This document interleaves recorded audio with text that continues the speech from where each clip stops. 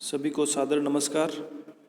इस क्लास में हम आज भारत के एक महत्वपूर्ण भौतिक प्रदेश प्रायद्वीपीय पठार पर डिस्कस करेंगे। इससे पहले हम भारत के जो दो भौतिक प्रदेश हैं, उत्तरी पर्वतीय प्रदेश तथा उत्तर का विशाल मैदान पर डिस्कस कर चुके हैं। तो इस क्लास में हम प्रायद्वीपीय पठार पर डिस्कस करेंगे। पहले हमने यह देखा कि भारत के उत्तर में हिमालय है और हिमालय के दक्षिण में उत्तर का विशाल मैदान है, और उत्तर के जो विशाल मैदान है उसके दक्षिण में जो भाग हैं वो पठारी भूभाग हैं। चूँकि ये पठारी भूभाग तीन ओर से समुद्र से घिरा हुआ है, इसलिए इसे प्रायद्वीपीय पठार कहा जाता है।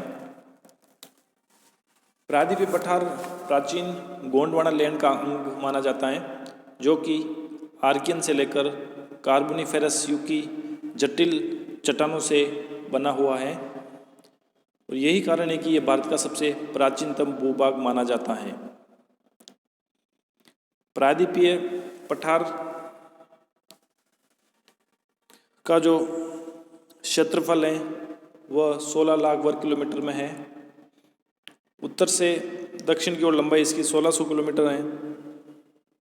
पूर्व से पश्चिम की ओर इनकी चौड़ाई 1400 किलोमीटर है। प्रायद्वीपीय पठारी भूभाग की जो औसत ऊंचाई है वो 600 से 900 मीटर तक की है। तो इसका जो कुल विस्तार है वो 16 लाख वर्ग किलोमीटर है। अर्थात हम कह सकते हैं कि ये भारत का सबसे बड़ा भौतिक प्रदेश है। लगभग आधे भूभाग पर यह फैला हुआ है, क्योंकि जो भारत का कुल क्षेत्रफल है वो 32,87,263 वर्ग किलोमीटर है। उसमें से लगभग 16 लाख वर्ग किलोमीटर क्षेत्र में इसका विस्तार है, यानी आधे भूभाग पर यह प्रायद्वीपीय पठार भूभाग फैला हुआ है। विवर्तनिक दृष्टि से शांत होने के कारण प्रायद्वीपीय पठार पर भूकंप आने की संभावना काफ़ी कम मानी जाती है। हालांकि लातूर और कोयना के भूकंप ऐसे एग्जाम्पल हमें मिलते हैं, जो कि इस प्रायद्वीपीय पठार में स्थित ये क्षेत्र हैं दोनों। फिर भी हम कह सकते हैं कि ये विवर्तनिक दृष्टिकोण से शांत क्षेत्र हैं, अतः यहाँ भूकंप आने की संभावना काफ़ी कम बनी रहती है। प्रायद्वीपीय पठार की आकृति है वो अनियमित त्रिभुजाकार के रूप में है। यदि हम बात करें इसके ढाल की, तो इसका ढाल उत्तर में उत्तर पूर्व की ओर है। उत्तर पूर्व की ओर इसलिए है क्योंकि कुछ नदियाँ उत्तर पूर्व की ओर बहती है, जैसे सोन है, चंबल है, दामोदर है, और दक्षिण में इसका ढाल दक्षिण पूर्व की ओर है, क्योंकि महानदी है गोदावरी या कृष्णा या कावेरी, ये दक्षिण पूर्व की ओर बहती हैं, इसलिए दक्षिण में इसका ढाल दक्षिण पूर्व है, उत्तर में इसका ढाल उत्तर पूर्व की ओर है। प्रायद्वीपीय पठार की जो ऊंचाई है वो पश्चिम से पूर्व की ओर कम होती जाती है। यही कारण है कि प्रायद्वीपीय पठार का अधिकांश नदियां हैं उनका बहाव भी पश्चिम से पूर्व की ओर है, क्योंकि ऊंचाई लगातार कम होती जाती है पूर्व की ओर, इसलिए नदियों का बहाव भी पश्चिम से पूर्व की ओर है। हालांकि दो नदियां ऐसी है जो अपवाद भी हैं, यानी प्रायद्वीपीय पठार की दो नदियां नर्मदा तथा ताप्ती अन्य नदियों की तुलना में इसका अपवाद मानी जाती हैं, क्योंकि ये पूर्व से पश्चिम की ओर बहती है। लेकिन इसका मुख्य कारण है ये रिफ्ट घाटी में बहती है और डेल्टा न बनाकर ये एस्चुरी का निर्माण करती है।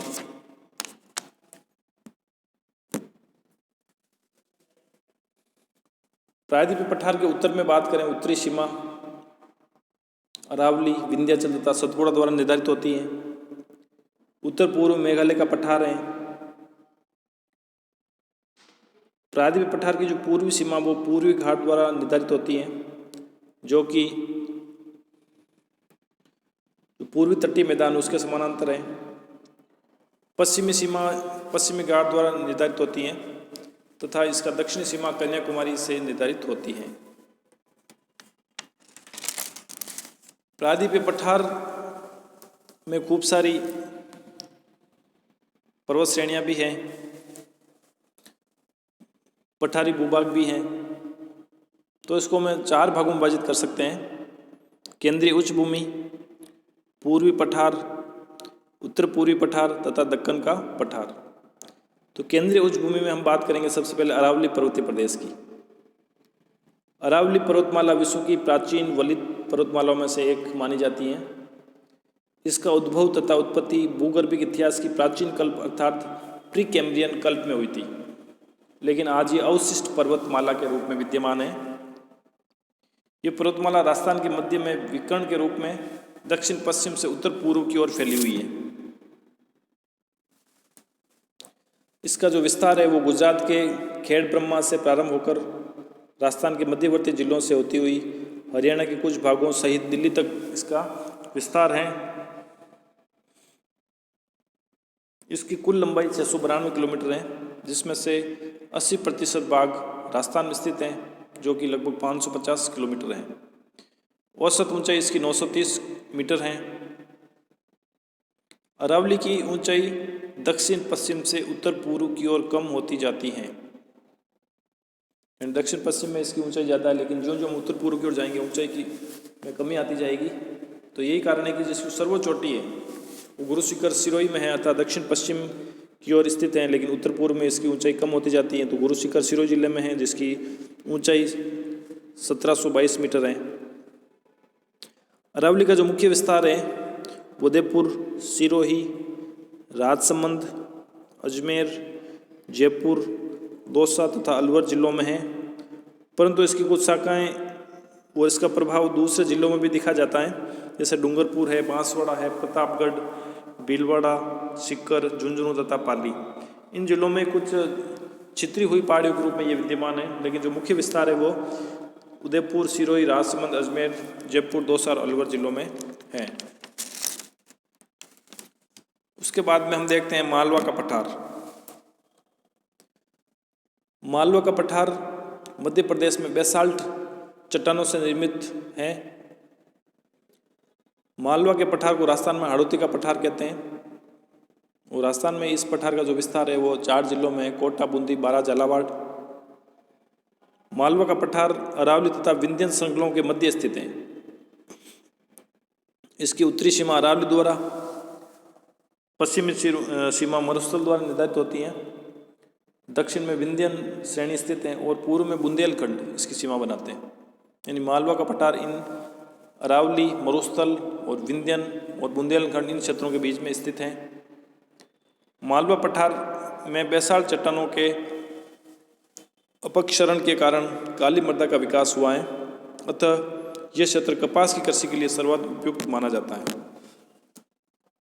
क्योंकि इस क्षेत्र में काली मृदा पाई जाती है और काली मृदा कपास की कृषि के लिए काफ़ी उपयुक्त मानी जाती है। तो ये कारण है कि इस क्षेत्र में कपास का काफ़ी अच्छा उत्पादन होता है। मालवा के पठार का जो ढाल है वो गंगा घाटी की ओर है, और इस क्षेत्र में बेतवा, पार्वती, नीवज, काली सिंध, चंबल तथा केन नदियाँ प्रवाहित होती हैं, और इस क्षेत्र की जो नदियाँ हैं बंगाल की खाड़ी अफवाह तंत्र का हिस्सा है। क्योंकि ढाल इसका गंगा घाटी की ओर है, ये इसकी गंगा की मुख्य जो नदियाँ हैं, सहायक इसकी नदियाँ हैं। मालवा के पठार के क्षेत्र में जो मुख्य नदी वो चंबल नदी है, और चंबल नदी घाटी भारत में अवनलिका अपरदन से सर्वाधिक प्रभावित क्षेत्र हैं, जिसे बीहड़ या उत्खात भूमि भी कहा जाता है। तो इस प्रकार